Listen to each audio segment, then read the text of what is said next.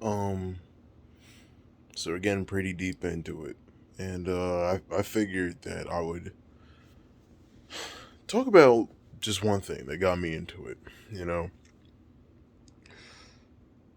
what kind of pushed me to work on black poetry, and it's as far as like the projects that I've written, I wouldn't say it's like the closest to my heart.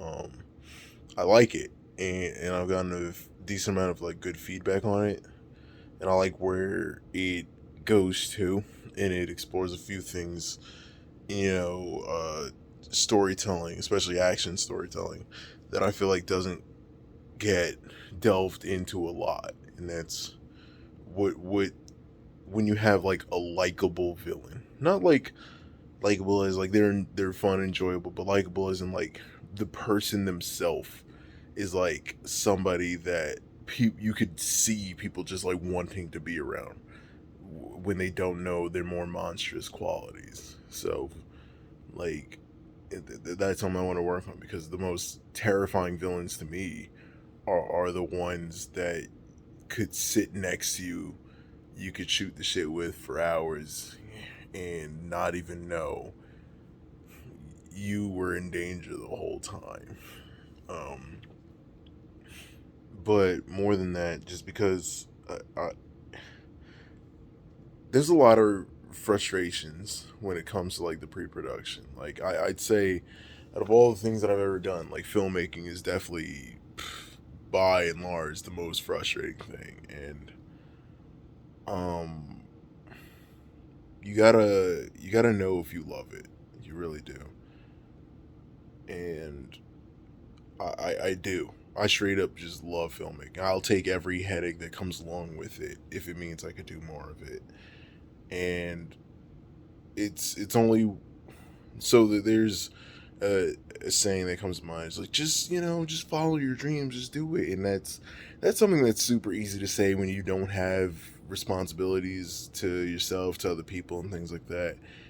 And sometimes you have something that can push you along. Sometimes you have just a thing that happens and it just like clicks, and you're like, all right, I'm just gonna do this. But not everybody has that luxury, and I can say as somebody who has not willingly gone hungry before that to just take the risk and just like say throw it all to the wind and just follow it, it's got its merits. Would I starve for this? Yeah, yeah, I would. Would I recommend anyone starve for the thing that they love most? No, never. Not even jokingly. But to those who do, what if you survive?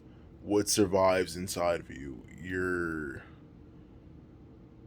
gonna learn something important about what you actually truly care about. Um, and I think that if you can do it, do it. But I still, like I said, I don't recommend it. But I know just because this has been, a trying time, and it kind of always is and will be, and I kind of enjoy that. I like the challenge of it all. But like, if you wouldn't starve for it, then I would never recommend you follow that aspiration. Not saying that you need to, but saying that like if the opportunity presented itself, and it's